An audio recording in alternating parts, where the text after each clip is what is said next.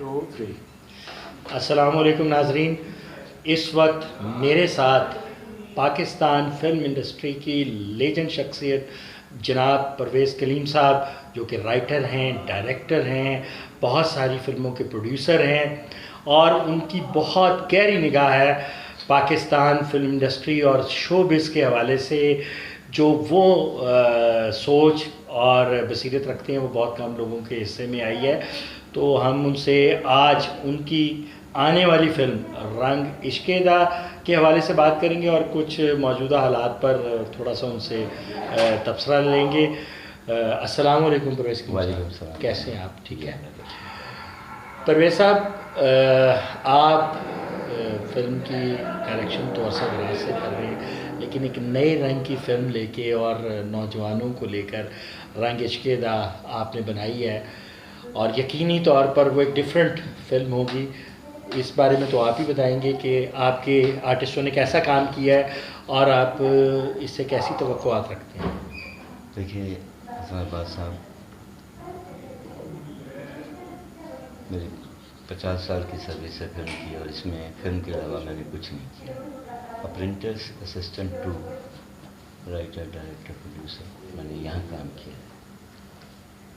ज़ाहिर है मुशाहिदा जो आदमी ऑब्ज़र्व करता है, देखता है, कुछ लोग बंद आँखों से ज़िंदगी गुजार देते हैं और अपना काम करते रहते हैं, कुछ लोग काम करते रहते हैं, साथ में आंखें खुली रहते हैं और समातें भी जो हैं उनको और सुनने की जो है सलाहियतें जो है उससे परवरदिगार सबको नवाज़े।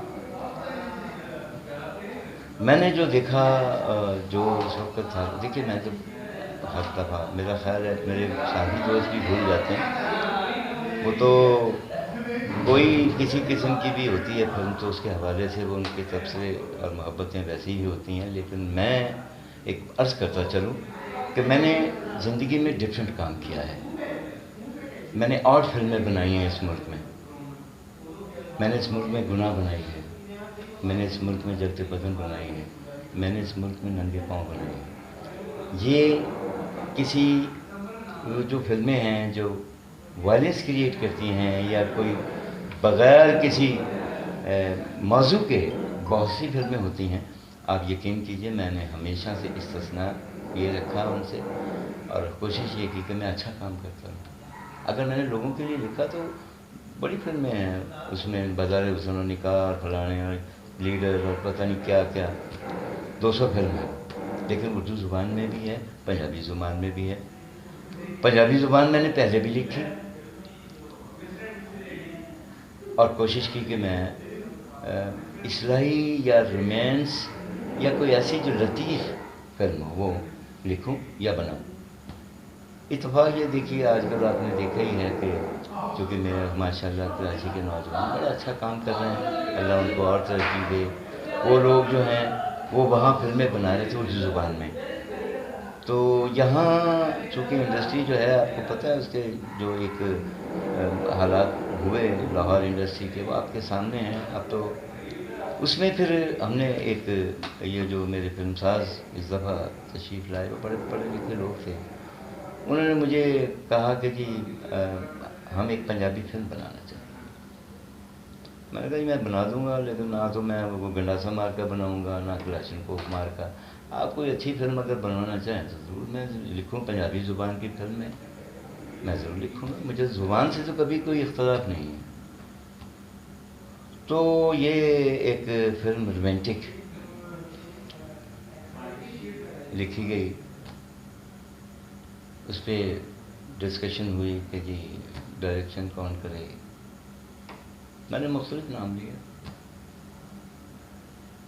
लेकिन प्रोड्यूसर ही ने कहा कि मेरा ख्याल है इसे आप डायरेक्ट करें। तो मैंने कहा मैं प्रोफेशनल आदमी हूँ, ये डायरेक्शन मेरे लिए कोई ऐसी तो नहीं है, लेकिन मैं वैसे आप अगर चाहें तो जिससे भी करवाएं मैं हाजिर हूँ लिखने के लिए। तो मैंने लिख दी है आपको।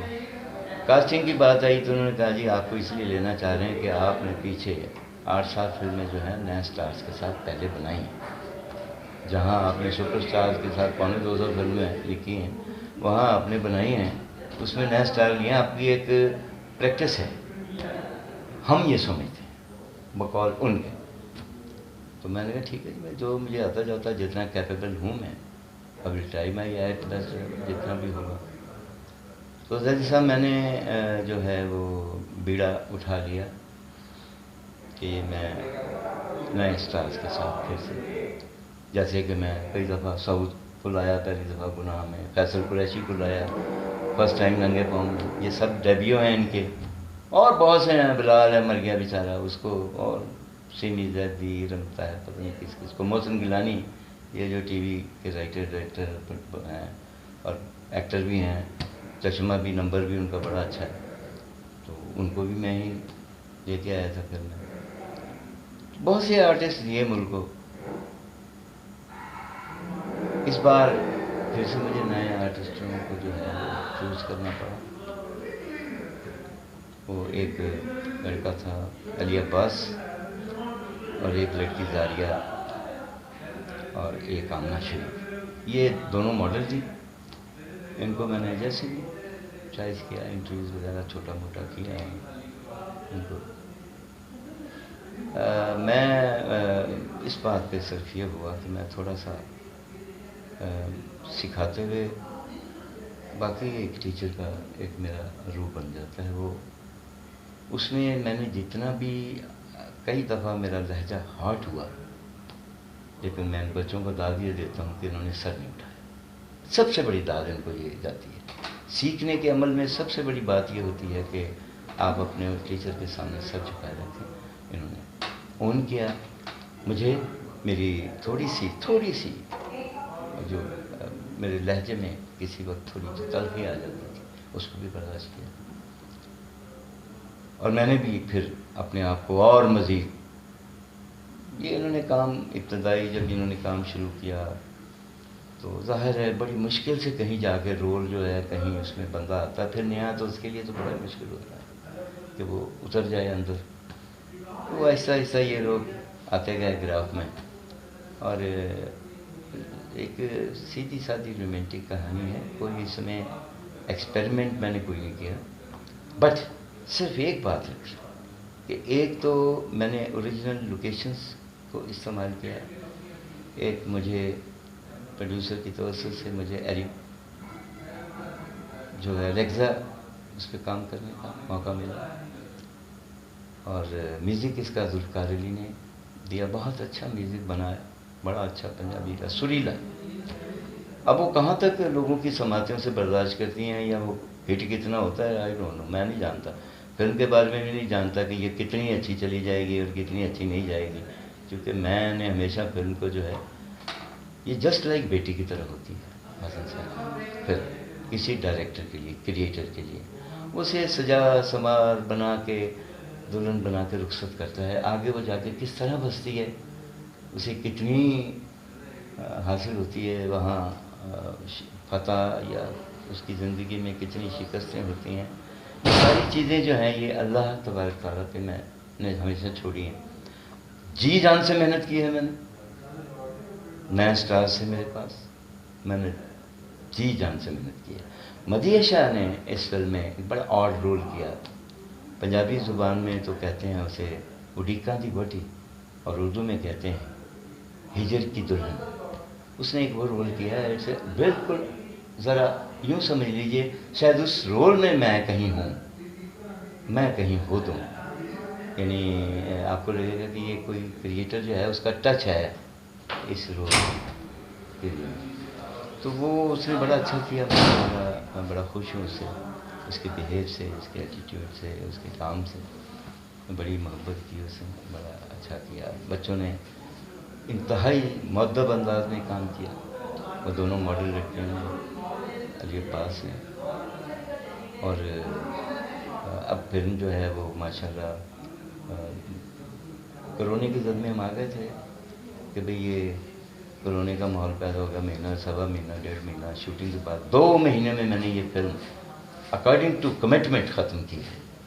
جیسے میرا پروڈیوسران سے ایک کمٹمنٹ تھی کہ میں 2 مہینے میں فلم بناؤں گا، میں نے 2 مہینے میں ہی فلم بنائی ہے. اور یہ کوئی میرے لیے نئی بات نہیں ہے. میں نے جتنی بھی بنائی ہیں جو خود پروڈیوس کی ہیں یا نئے سٹارز کے ساتھ بنائی، وہ میں نے 2 مہینے میں بنائی ہے. تو یہ بھی 2 مہینے میں بنائی حسن صاحب. اور بیچ میں پھر یہ کرونا کی وجہ سے مہینہ ڈیڑھ مہینہ بالکل ہم اسٹک ہو گئے. اب آگے تھوڑا سا ذرا ریلیکس ہوا تو میں نے ایڈیٹنگ شروع کر دی تاکہ پکچر جو ہے وہ ریڈی ہو جائے, تیار ہو جائے, اور جس تیار پڑی ہوگی ڈی سی پی ہاتھ میں ہوگی تو جب بھی ریلیز کا موسم بنے گا, ماحول کریٹ ہوگا, تو ہم اسے ریلیز کر دیں گے.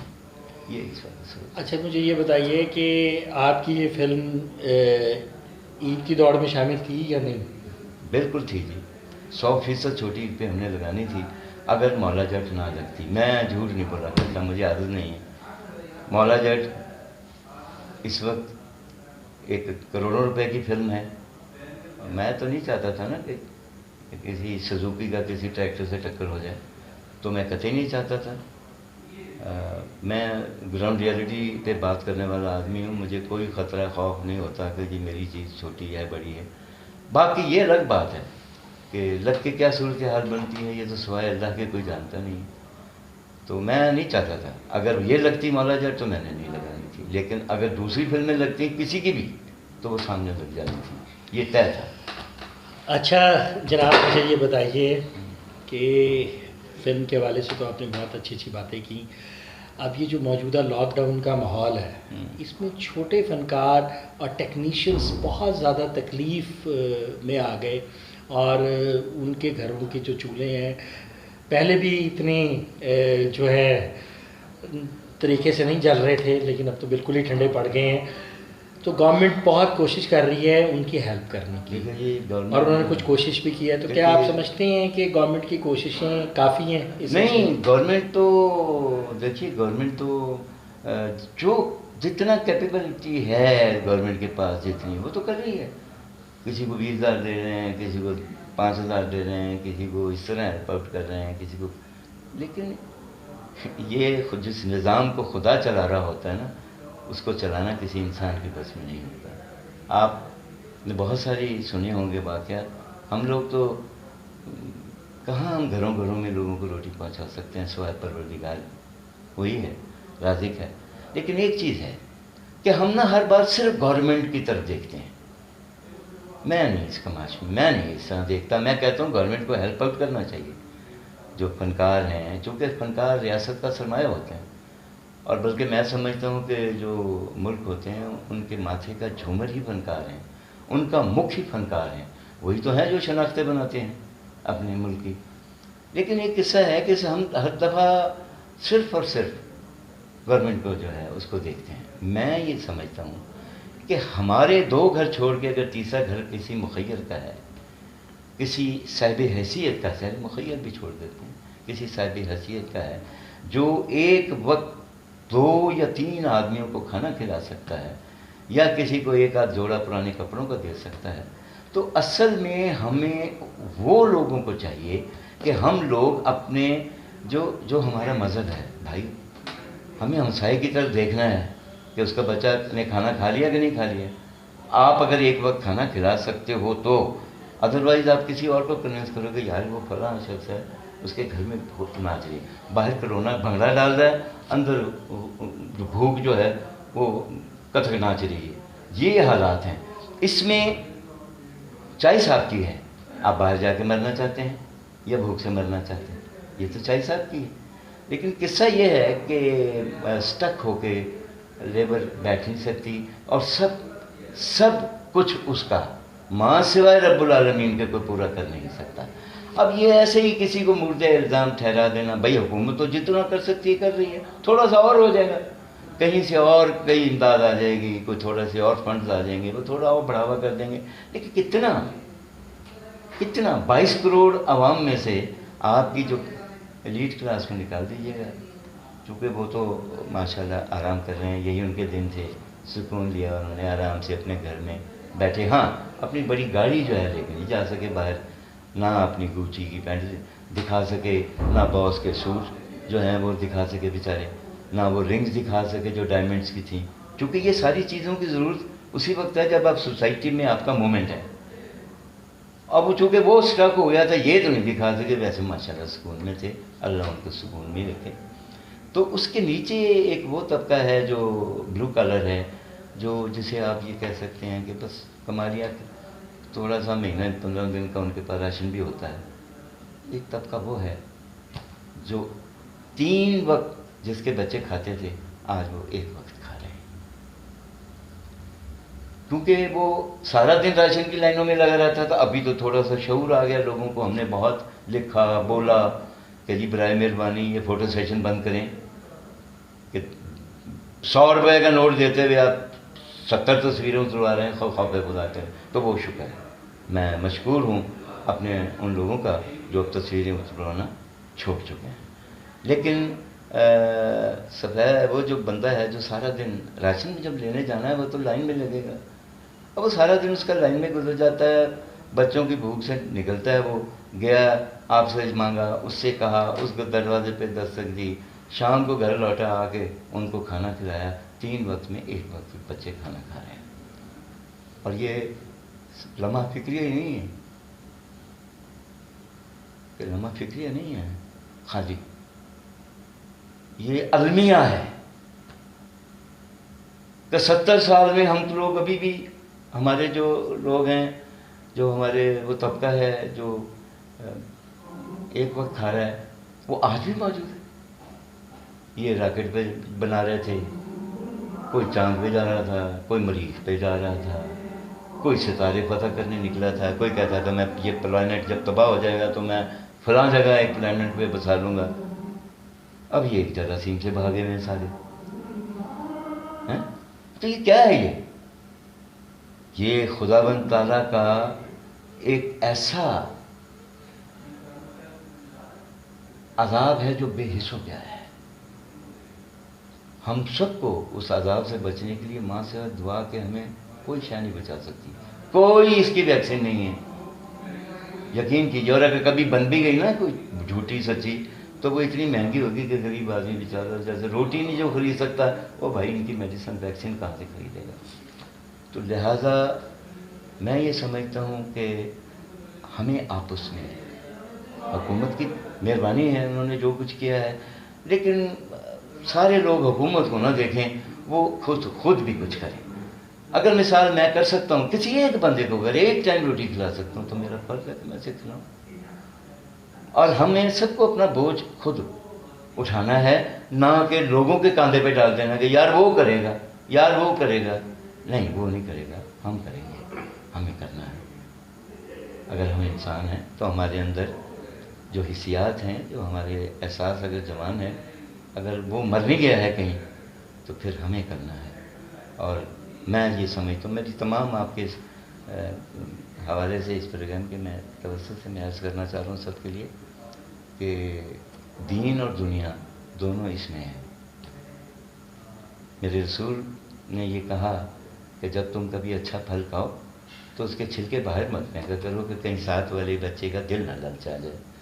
कितने लोग हैं इस बात का ख्याल करना, बड़ा मेहरबानी ख्याल जो है वो थोड़ा सा ख्याल करें, ठीक है। ये चैनल्स पे बेहतरीन अफ्तार के टाइम इतने इतने बड़े दस्तरखान दिखाते हैं। गरीब का बच्चा कहीं किसी परचून की दुकान पे खड़ा होकर भी अगर वो मंजर देखता है तो वो सोचता है यार ये हमारे अब्बू तो कभी भी नहीं लाए ऐसे, उन्होंने तो कभी भी ऐसे इससे भी थोड़ा परहेज़ करें।